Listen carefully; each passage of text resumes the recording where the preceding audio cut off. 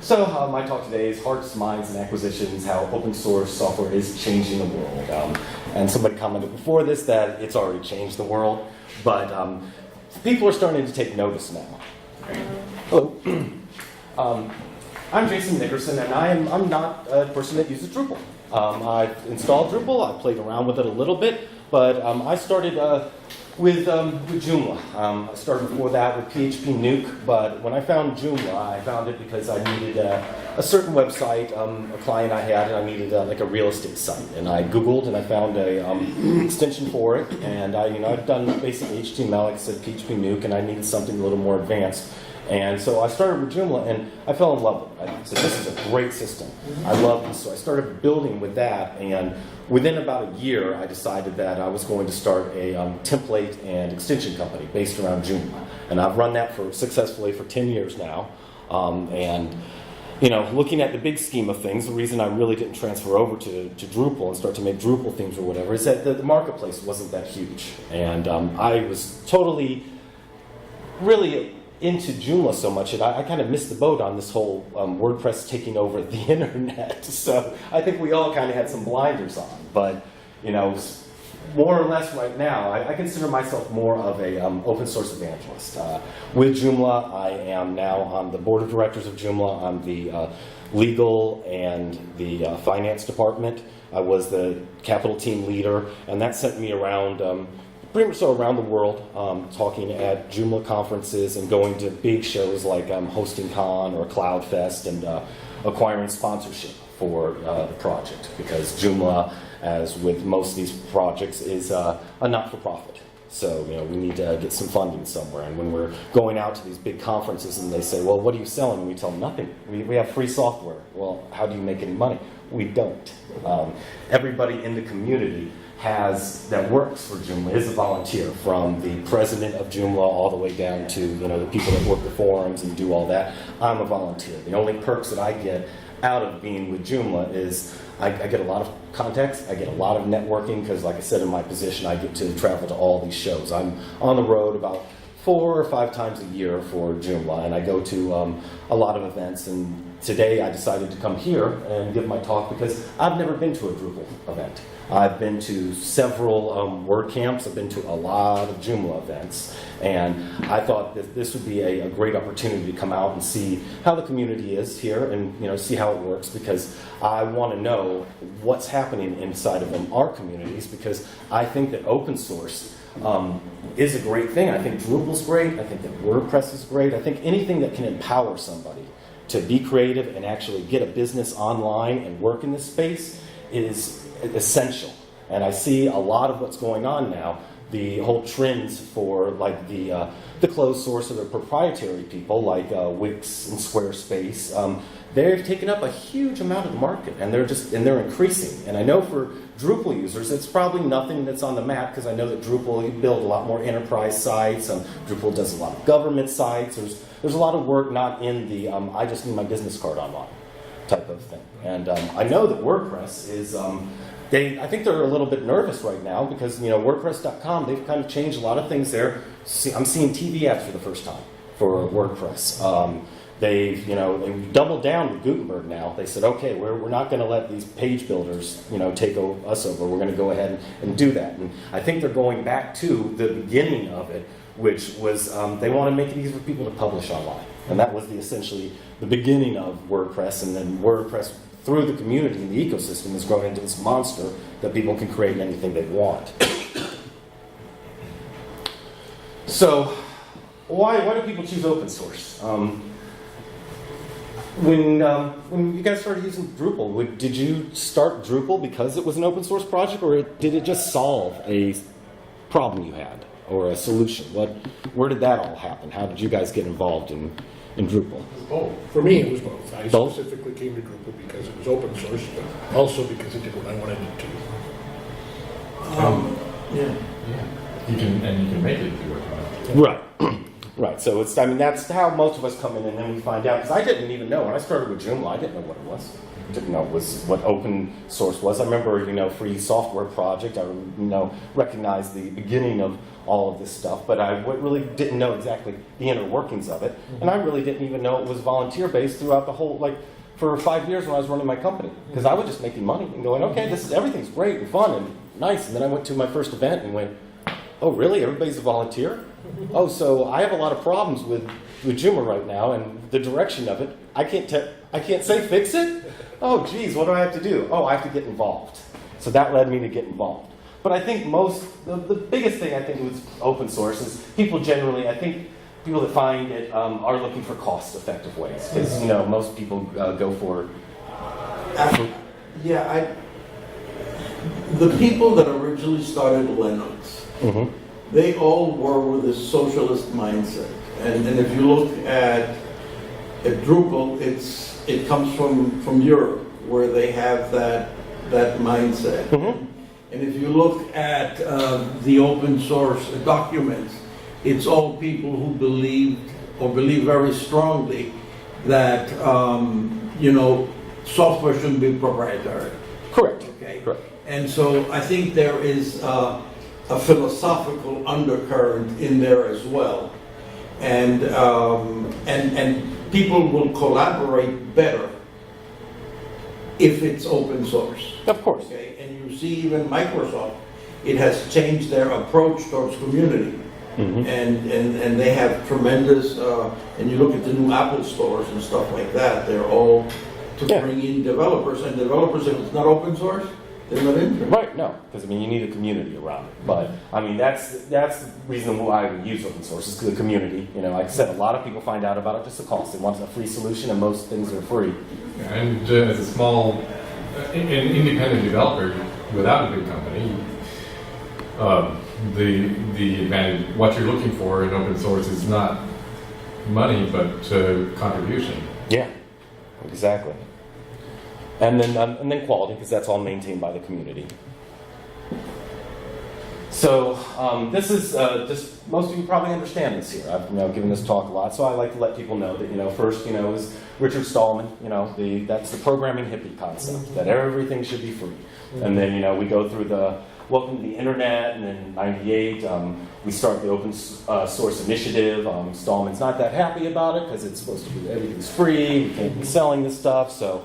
We've kind of transpired into a pretty cool period with open source, to where we have the licenses, we have the knowledge, and we know how we can go ahead and we can sell something, we can use something, essentially, we can copy, modify, and redistribute. So you guys all know the licensing, I'm sure.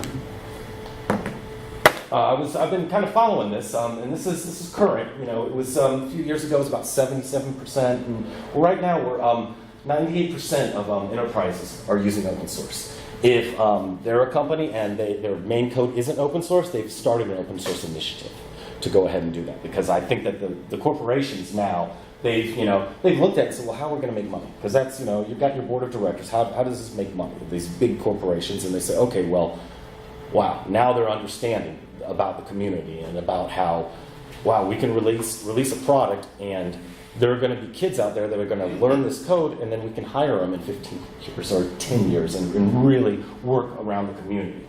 So I think that open source software is not going anywhere. It's just increasing.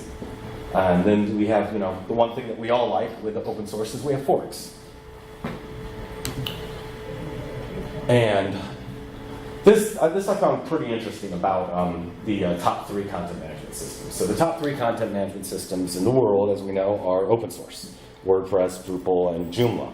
Drupal started back in around 2000, and it started about the same time as PHP Nuke. Like I said, I started with Nuke, and then in 2002, Mambo started, and B2 Cafe Log. And then in 2003, B2 Cafe Log, Matt takes that and creates this little thing called WordPress.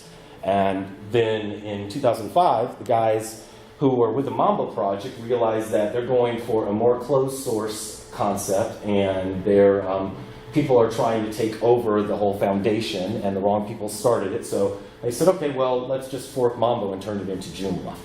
So Drupal, you guys have been really lucky. Everybody's happy campers. You know, it's there's been no forks, no. There have. But they're not successful. No, Well, there are people who want to stick to the old version. Right. yeah, I'm involved in Backdrop. Backdrop Right. is Which a- is a very Right. good program. Yeah, and I know that. I mean, I think there's a new classic WordPress or something that's out for the Gutenberg thing. There's little things, but you know, there hasn't been a huge disruption in your community. Whereas WordPress, little different. WordPress has, they have automatic and, Acquia, and Drupal. So the problem that Joomla has faced is that we have open source matters, and it's there's still nobody paid in it. So we've run into a lot of problems with not being able to get things done on time because you can't fire volunteers. So I mean, we're actually even looking at moving into a more of a paid board thing, so we can hold people accountable and make that change. So right now, over 60% of the internet runs on open source software. That's probably even bigger. But as far as the top 3 content management systems, I think we're at about 47%, and then you've got your other ones out there. This I find interesting. This is why I'm really trying to get out and speak to people. Is that right now, we know that WordPress is 1, and Joomla's 2, and Drupal's 3. Drupal is jumping up on Joomla quite well. I think we might even be like very neck and neck at this point. But the forecast for this is a little scary. That Wix and Shopify and Squarespace are going to be more powerful than Drupal. Drupal's going to fall down here, and Joomla's going to be down here, which is frightening for a lot of people because not only are people that want these projects to succeed, and of course Drupal's happy with the market share and want it could always use more, but everybody's making money there. But at the same time, these closed source things are really changing the whole space out there. As far as even hosting companies, are wondering, okay, well, how are we going to deal with this? Because they're losing the money in a lot of cases, unless the company owns the Wix or whatever. And I don't think Wix and Squarespace, they're not sitting still. A couple of years ago, there was Squarespace was hiring, and they were hiring a CMS expert. They wanted somebody to do Drupal and Joomla, and they wanted to pick their brain, and they got them, I'm sure. And I don't think that things are changing. I'm even seeing like a lot of these a lot of new page builders that are coming out that are very focused on adding components in there that will make it useful for people, as far as like built-in real estate listing stuff, built-in this, built-in that. And I think that the page builder scenario, we're already there. I said the other day, I said, it's funny, we've already gotten to the point where it's as easy to make a website as it is to build a business card on Vistaprint. You can do that. I think there's still some ways to go, because I do know that I've had clients that have tried Squarespace, and they said, well, I'm an artist, but I'm not that. I'm like, okay, well, I can help you do that. But looking at where we're at with open source, I think that open source should really remain at the top of this list. That's till Amazon starts theirs, and then they'll own everything. Mm-hmm. There's the passive consumer doesn't care, is never going to care if the project they're using is open source, because they're passive. Right. The people who care are only going to be the ones that want the control, to have the control themselves. Mm-hmm. And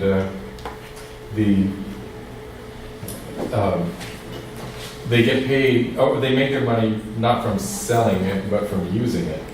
Right. Yeah. Right. But I mean, there's a lot of ways that we can really attract people, because we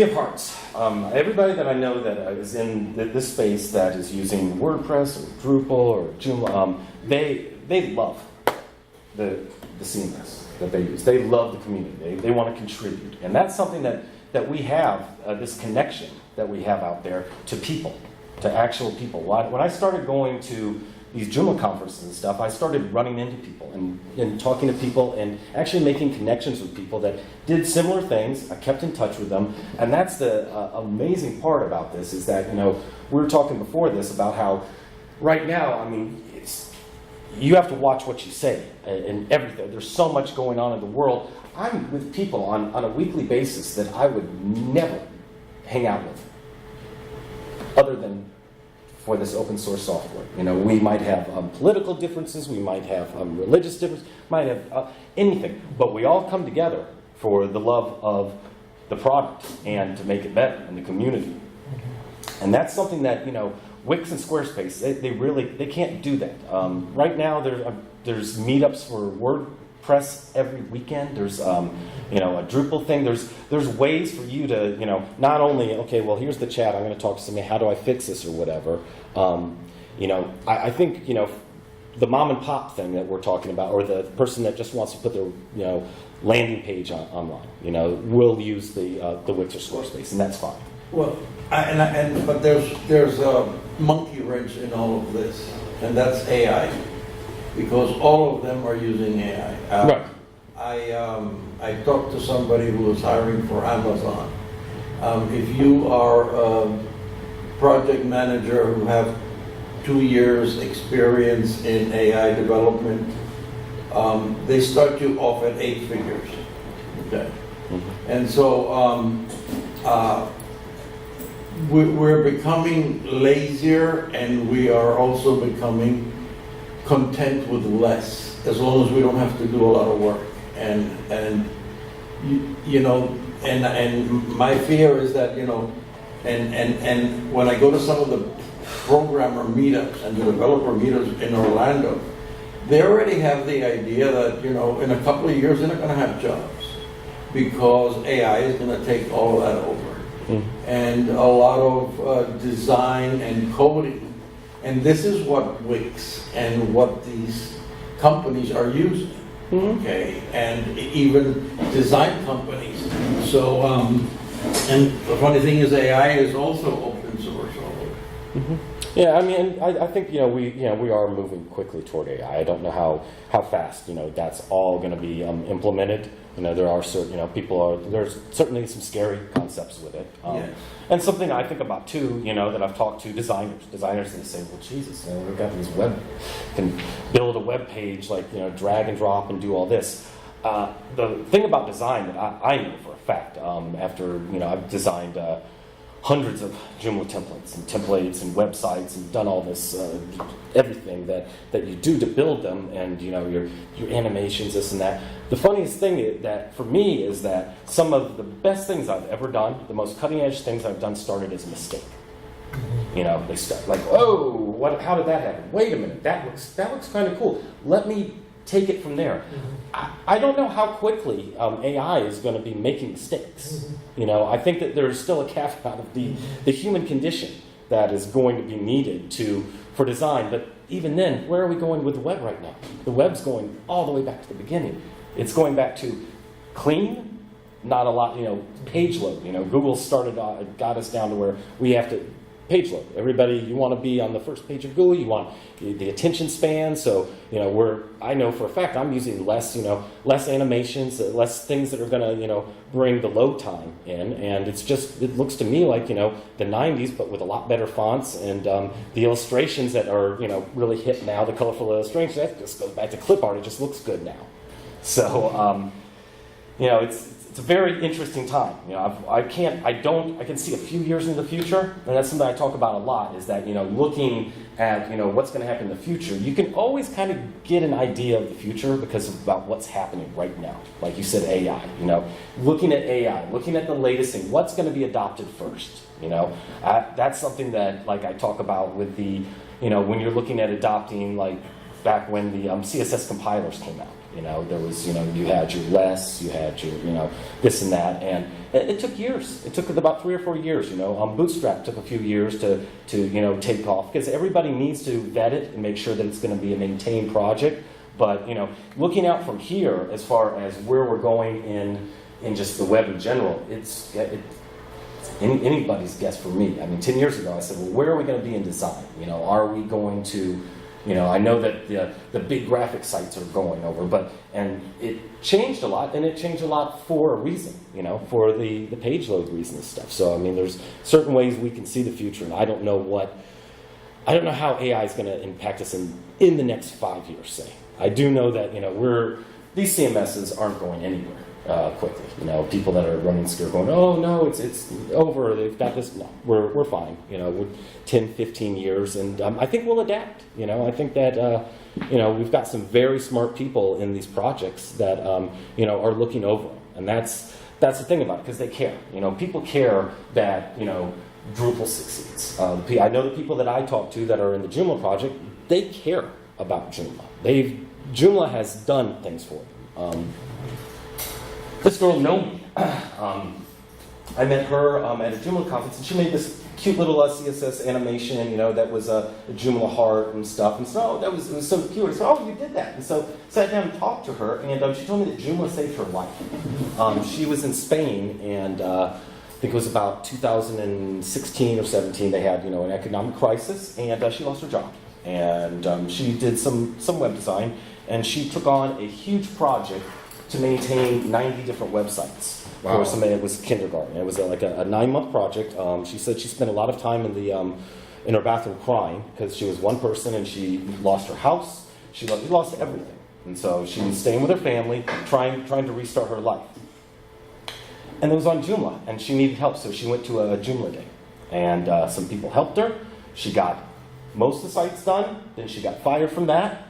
She continued to work with Joomla and continued to talk to people. And the second year that she went to the Joomla Day, she got hired by an international Joomla company that's in Vietnam, they're in Denmark, around, and she got a job, and now she makes good money, and this was all because she got involved in the community. And she told me at Joomla, she got her house back, she's doing well. And I think that's a story for a lot of people, I mean, I had an online business that I just kind of let go. I started doing more web design stuff, and I started my Joomla company. And I'm making 6 figures after 5 months of starting my Joomla company. It was amazing. I did a lot of online ventures, but this was during the height of web templates and stuff. This was about 2008, 2009. The economic crisis that happened here, I think, played a lot into that, because I know a lot of web designers were getting jobs because a lot of people needed to go online at that point. They said the brick and mortar is over. We've got to get online. So I think there's a lot of people that have benefited a lot from this software, and that they want to give back. And so I think that's where we're at with that. And as far as the minds that are involved in it, there's really smart people that contribute to these projects. Really smart people. And I think that that's something unique that we have, and we can say that. And I know for a fact that with our project, we have like a 72-hour security strike team. And we say, if there's a major security risk, we're going to fix it and put out a patch and have an update. And I truly believe that it's amazing that we as open source projects can release updates and patch fixes faster than Microsoft or even Apple. Anybody than Microsoft. But than most of these companies, I mean, we, as being open source and a volunteer-based thing, it's amazing. And I think that what's happening now is, we were at a point maybe 5-6 years ago where, I would say, oh, don't use WordPress. It's crap. I've looked at the code. I hate it. The PHP, we broke compatibility with Joomla way back when and lost a lot of people with 1.5 to 2.5. But you know what? We're all the better for it because our code is clean. It's not like that. Oh my God, that stuff is terrible. Okay, I just don't. Oh, Drupal, don't use Drupal. Oh my God, are you a programmer? Are you a rocket scientist? I hear it's really hard. And there was a lot of discord just going on around our communities. Oh, I'm a Joomla. Oh, I'm WordPress, this and that. And I think now we've come to a great point where our communities are talking. I know that there's the CMS Garden in Europe, that this association that we're all part of. We just had the Google Security Summit in Chicago when it was 50 below. There was Joomla was there, Typo 3, WordPress, and Drupal. We're actually working with Drupal now, the Drupal Association, Joomla is, and WordPress on privacy concerns, GDPR and things like that. So our communities are starting to meld together and are starting to work together because there's so much you can learn from another community. You know, I mean, with Joomla, our treasurer started working for a WordPress company, Bold Grid, and he started going to WordCamps, and he saw how WordCamps were doing. They were doing really good with their events, with global sponsorship and moving equipment around and doing all this. He said, well, we need to start doing this with Joomla, you know. We look at different security things that, you know, Drupal has done, you know, and we can learn so much from each other.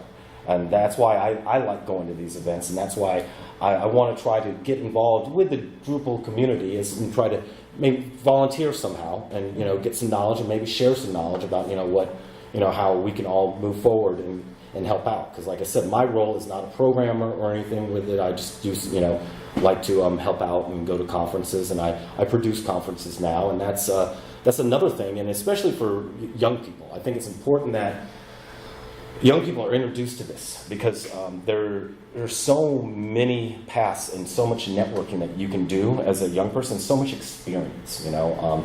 For me, you know, I started off with the site showcase team with Joomla, where, you know, we showcased what websites Joomla was running on or whatever, and I had to prove that and do that. I said, okay, that's great. I've been doing that for a year. What else can I do? So I went to, they said, well, do you want to work the booth at a conference at HostingCon? And I said, okay, sure. I've never done that before. Wasn't a public speaker. In 2014, I went to my first Joomla conference and said, well, I can teach people how to use some of this stuff. I should start to go to Joomla thing. I should share my experience. And the first time I went to talk with people, it was terrible. I was like scared to death. It was in Boston, and it was really bad. So the next week, I decided, well, I'll go to a WordCamp thing and talk about Joomla. That sounds great. I went to WordCamp Miami. I think I called my wife and said, I think I'm made for this. I should say I'm sick. I don't like getting up in front of people. But I've pushed myself, and I think that I'm a lot more comfortable. You know, I'm not. You're doing great. Yeah. But you know, still, sometimes it can be really bad. It's good, it's bad, it's good, it's bad.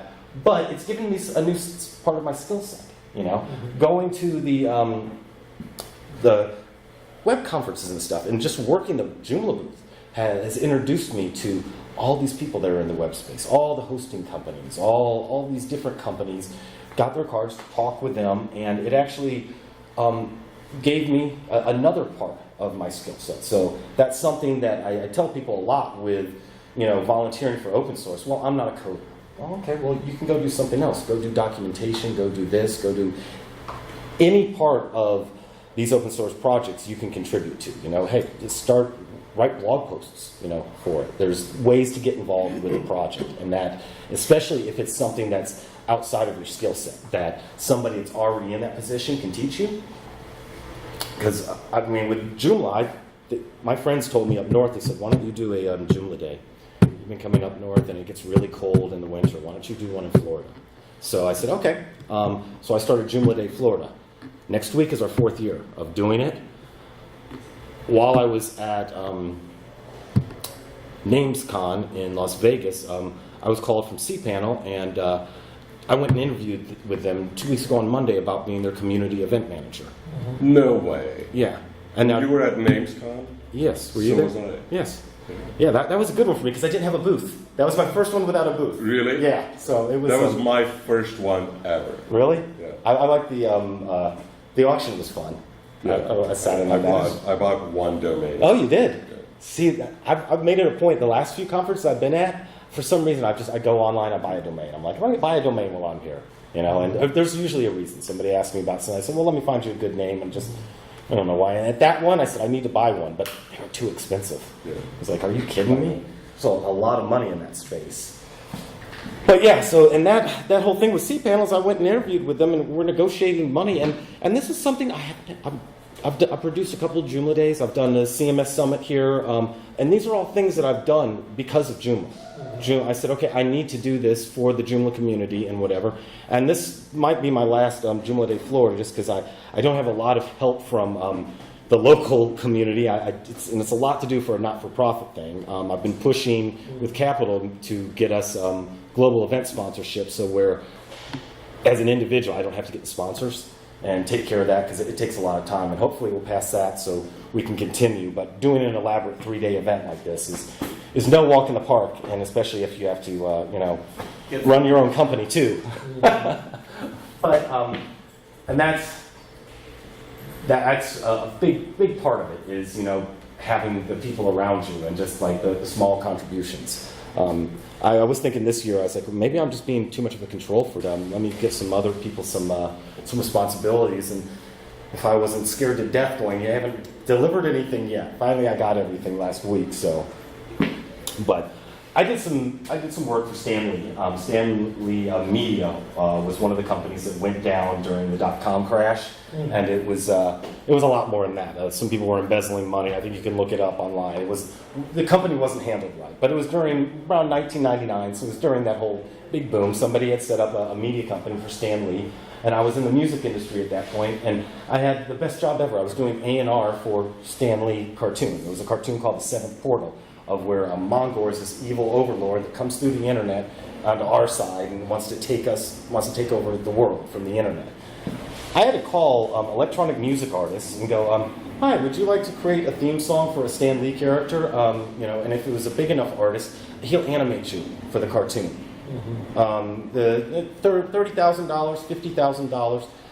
I made 13 phone calls over a 3-month period. 13. It was either yes, let me check the scheduling, or whatever.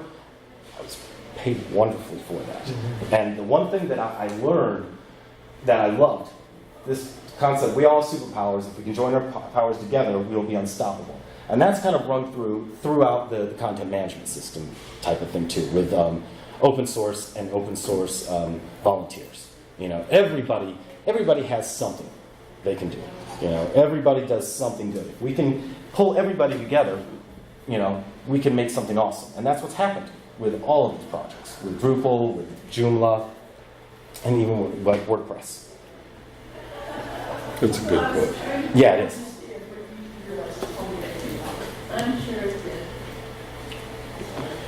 And acquisitions. So this part of this talk, I've got just by following Dre's and following Drupal, and seeing what was actually, I think it was a Twitter from a blog post that I saw this, that we're moving into a point now where there's some major acquisitions that happened in 2018, and they're really predicting that 2019 is going to be bigger.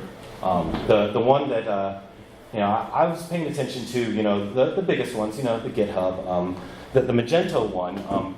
Caught me a little off guard, and I'm kind of wondering what Adobe's going to do with that, because I know that they've been very, very successful with their cloud-based, software. That they did not know how to handle pirated software for years and years and years, and then they said, oh well, let's just make it affordable and subscription service, and they've made more money than they've ever made from that. So I'm wondering if they might take Magento into that concept as part of a cloud-based system. I just wish they had a distribution for Linux, we can only use it on Mac and on Windows. Mm-hmm. Yeah. But these acquisitions are huge. I mean, these are millions and billion-dollar acquisitions. I don't think this. We're not looking at Drupal being acquired at this point, or maybe WordPress being acquired. Oh, Red Hat just got acquired. Yeah. So, by IBM. Yep. Over $1 billion. Yeah, and there's a consolidation going on in the industry as well. There's In every industry. Yeah. Just this. Yeah. It's moving fast as far as who's acquiring this, and hosting companies acquiring this company acquiring that company. In the Joomla world, we have the ecosystem. There's one template club has been buying up all the other ones because It's a good time to be in banking. Yes, it's always a good time to be in Always banking. a good time. There's two things I wish I would have realized when I was young. Always a good time. Either go into the government, it's a good pay, consistent paycheck, or banking. Always a good time. I haven't noticed Drupal companies consolidating. Right. It's seems like could they collaborate more? Mm-hmm. Yeah, and I mean, but like with Joomla, it was just such a big, just all these template clubs and WordPress, everything. I think like what WP Engine just bought, one of the template frameworks and things like that. And and times are just changing with the whole ecosystem, because like I said, with page builders. I mean, I've run a template club for 10 years. I'm scratching my head going, I don't think people need templates anymore, really. And I mean, and everybody's come up with, oh, this is my page builder, this is mine. I don't need to make a page builder. Everybody's done it. You're talking about these communities and these projects being around for a while and talking about all the benefits of community and all of that. I think, these mergers, the communities are changing. And like within the Drupal community, in my view, I haven't seen mergers, but I've seen companies growing and getting bigger. Well, More and more people are making more and more money off of Drupal, and that's changing the community. I think Drupal camps are becoming more dependent on sponsors, and sponsors are starting to dictate, like you're seeing more and more sponsored sessions at Drupal events, and that changes the nature, right? It's always been very obvious and there's also something, this camp is smaller than last year.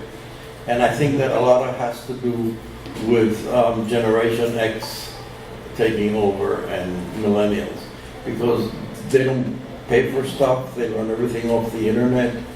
The meeting spaces are virtual.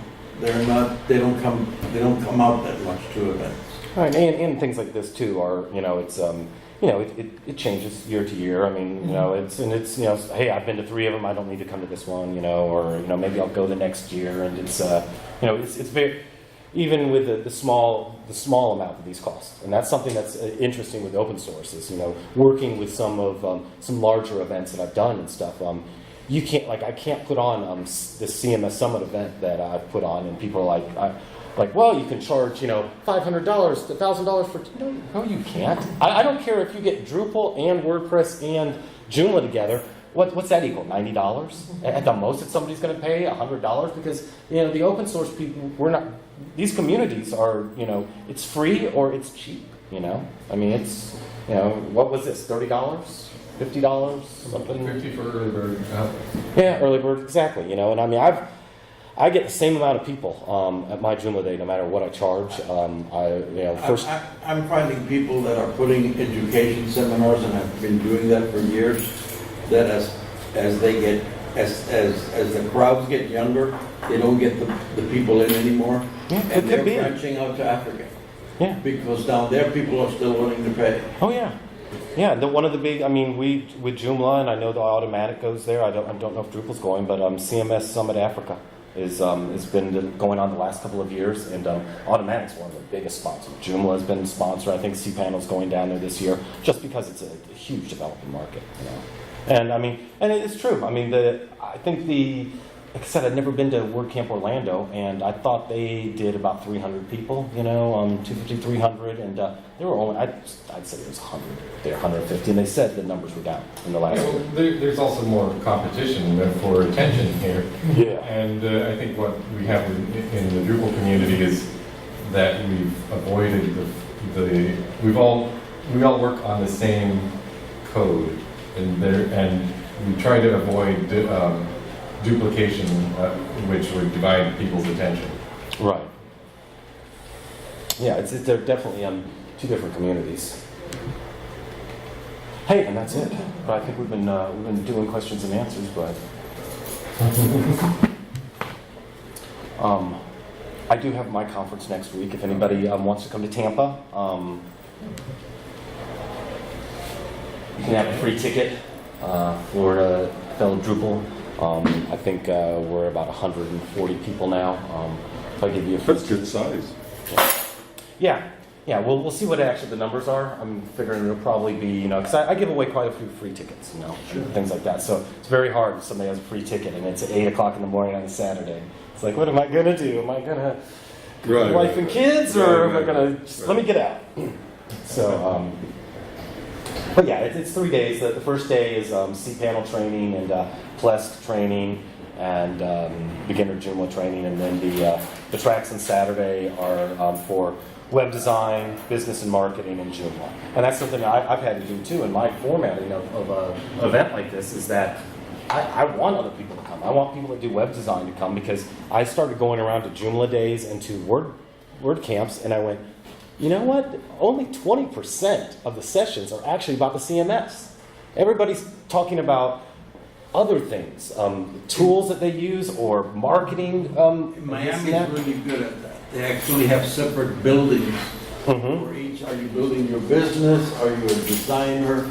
Are you a geek? Are you a whatever? And I think that's a good way to do it, because I mean, that's something that I've talked about a lot too. Is that it's so funny that our communities, we're almost identical in the code base that we use. We're PHP, we're a database, MySQL or whatever, and then we've got our CSS and our little bit of JavaScript and HTML.